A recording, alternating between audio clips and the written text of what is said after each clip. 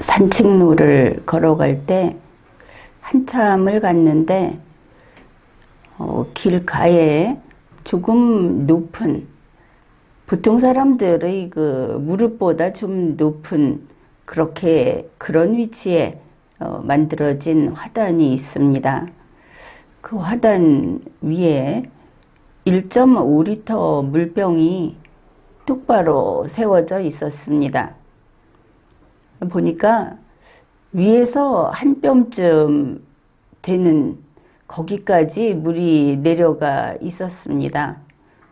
누군가가 물을 마시고 그냥 그곳에 버리고 갔나 보다.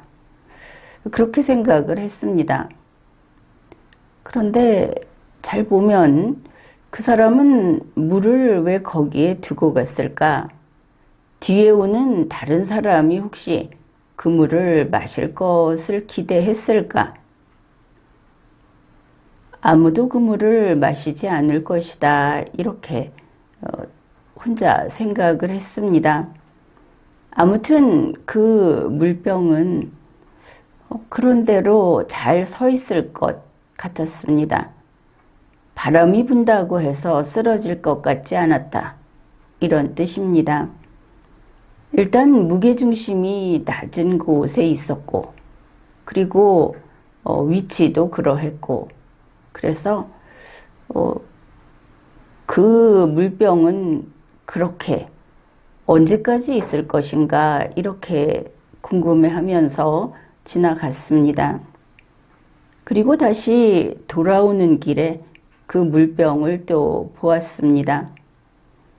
그런데 그 물병은 예상했던 바와 달리 눕혀져 있었습니다.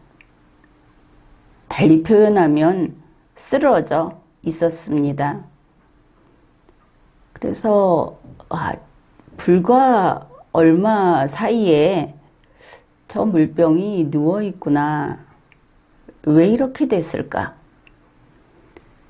혹시 물병의 무게중심은 낮아서 안정적이라고 여겼지만 혹시 땅바닥이 기울어 있었던 것인가?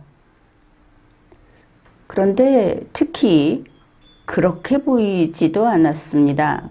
그렇다면 이거는 외력이 작용한 것이다. 도시의 산책로, 거기에 있는 물병에 외력을 작용할 것은 까치도 아니고 청설모도 아니고 인간일 것이다.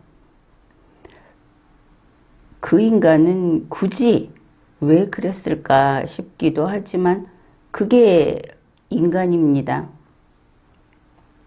그러면 저것을 지나가면서 호기롭게 빈 깡통 발로 차버리듯이 발로 찼을까?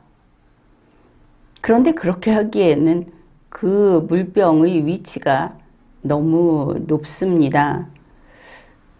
그렇다면 발로는 아닐 것이다. 그리고 발로 찼다면 그보다는 좀 멀리 날아가지 않았을까? 아무리 물이 들었어도. 그러면 오늘같이 폭우 예보가 있는 이런 날에는 아마도 우산일 것이다.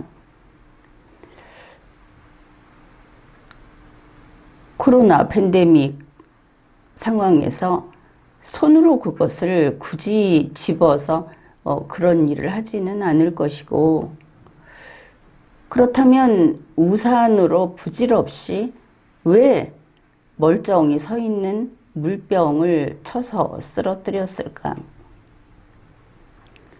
역시 인간은 기회가 닿으면, 남이 보지 않으면 자기가 힘을 쓸 수 있는 상대를 만나면 힘을 쓰고야 마는구나 싶었습니다.